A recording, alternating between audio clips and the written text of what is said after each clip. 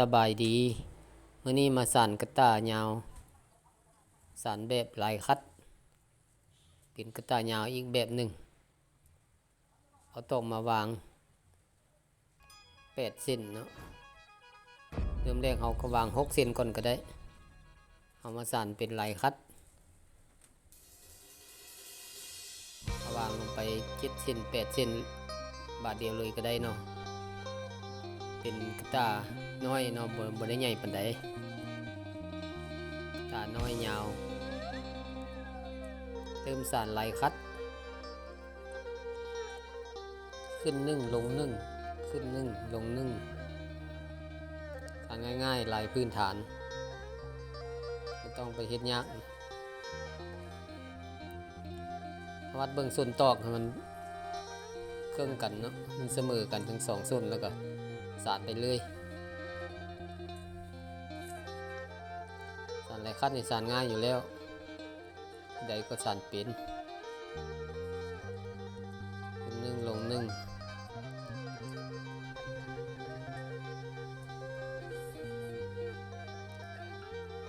สานไปเรื่อยๆเนาะเอา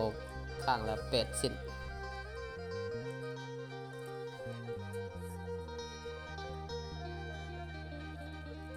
สานแล้วก็จัดเข้าให้ตามันเสมอกันจะได้8เส้นนะแต่ละข้างเอาซ้ำนี้ก็พอเนาะมันเป็นกระตาน้อยมันบ่ได้เป็นกระตาใหญ่ปานใดเนี่ยเขามาไผ่2เส้นไผ่2เส้นนี่ให้มันแน่นเวลาเราปุ๊บก้นนะว่าเราสานขึ้นไปปุ๊บก้นกระตามันจะสานง่ายดอกสั่งมันจะบ่ไหลออกค่อยมักไผ่2เส้นมักเฮ็ดแบบนี้เรื่อยๆเนาะการสานกระตาก็คือการสานข้องคือการเฮาเฮ็ดในนี้ก็ได้บางคนก็เจ้าก็สานขึ้นไปเลยแต่ว่าค่อยเฮ็ดไผ่กาว2เส้นนี่มันสิแน่นหนากว่าเอาแบ่งระยะห่างของตอกสร้างให้มันเสมอกันไผ่ไปแบบนี้ประมาณรอบปลายเนาะหรือว่า2รอบเพราะอย่างหลายสุดก็2รอบหรือว่ารอบ1รอบปลายนี่ก็ได้เอาไปมาประมาณนี้เราก็พอจากนี้แล้วเราก็เอาไม้ขัดก้นมาใส่ไม้ขัดก้นมาใส่ทั้ง2ข้างค่อยเกี่ยงกันแบบนี้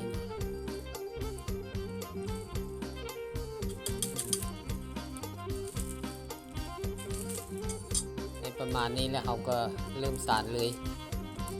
ต้องสานใส่บนสูงจังหน่อยเนาะสานใส่ตั้งหรือว่าปุ๊บหัวเข่าขึ้นแบบนี้เราก็สานได้ตอกสร้างเรามันยาวเราต้องได้เห็ดแบบนี้มันถึงสานง่ายเราต้องสาน2เส้นเราให้มันอ่อนๆเนาะถ้าตอกสานบ่อ่อนมันก็สานบ่เข้าเพราะว่าตอกนี่เราสานลายคัดนี่เราต้องเฮ็ดตอกให้มันอ่อนสาน2เส้นไปพร้อมกันแบบนี้มันจึงถึกเนาะถ้าเราสานเส้นเดียวมันสิบ่ถึกเมื่อได้รอบแล้วมันสิไปออกหูเก้าเนาะออกหูเก้าฉะนั้นเราต้องสาน2เส้นถ้าเราอยากสานเส้นเดียวเราต้องตึงตอกอีกเส้นหนึ่งให้มันเป็นจำนวนขีดเป็นจำนวนขีดแล้วเราสานเส้นเดียวก็ได้เนาะอันนี้ตอกมันเป็นจำนวนคู่เอาที่เอาตอกสร้างเท่าใดเส้นก็เป็นจำนวนคู่เพราะว่าตอกแต่ละเส้นนั้นมันมี2ส่วนมันก็เป็นจำนวนคู่ที่เราสานลายคัดไปแบบนี้เราต้องใส่ตอกสาน2เส้นมันจึงถึง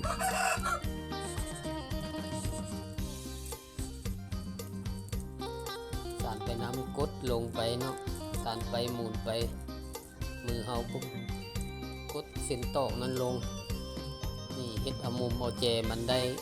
ประมาณนี้พี่น้องบ้านนี้เขาก็สานง่ายสานไปแบบนี้เลย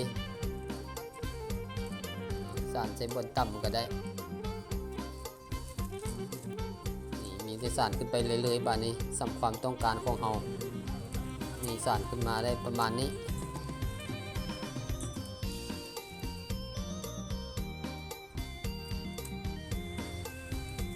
ขึ้นมาได้ประมาณนี้คิดว่าพอแล้วเนาะเอา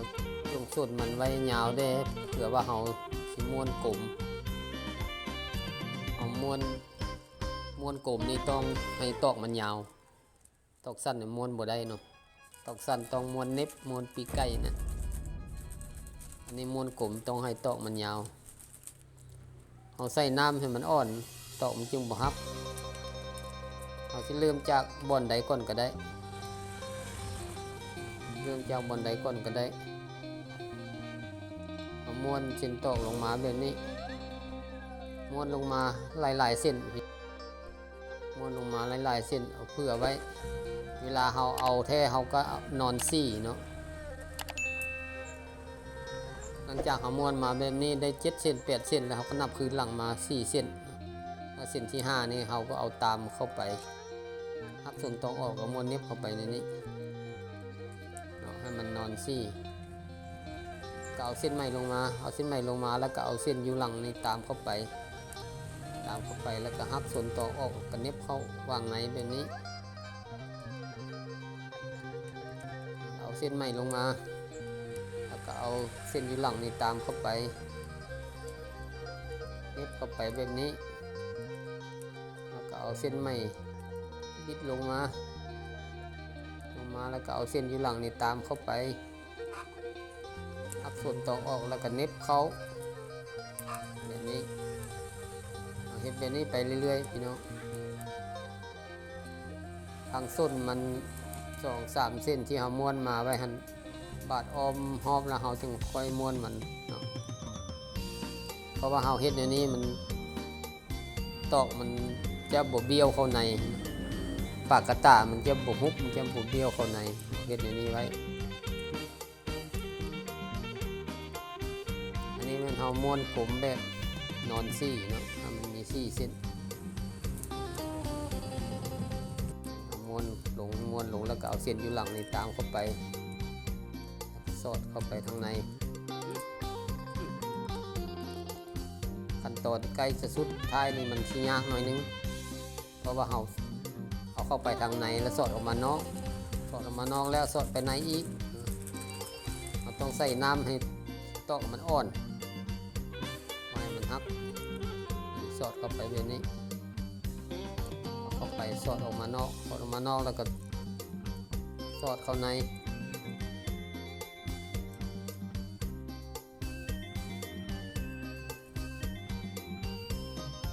ม้วนเข้าไปทางในและสอดออกมานอกแล้วเอากลับเข้าไปในอีกบาเส้นนึงแล้วก็กลับเข้าไปในฮะ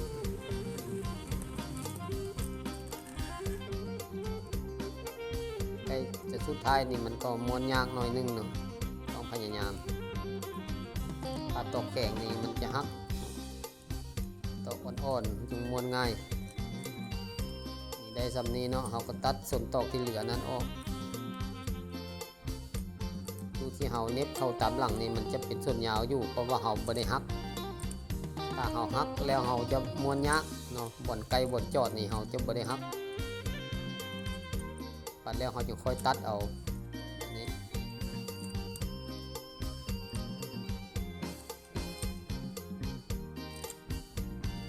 ตัดจุดตอกออกเสมอกันเนาะ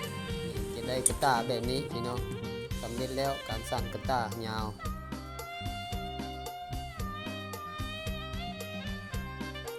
จะได้ออกมาประมาณนี้พี่น้องสั่นลายคัดสั่นแบบง่ายๆ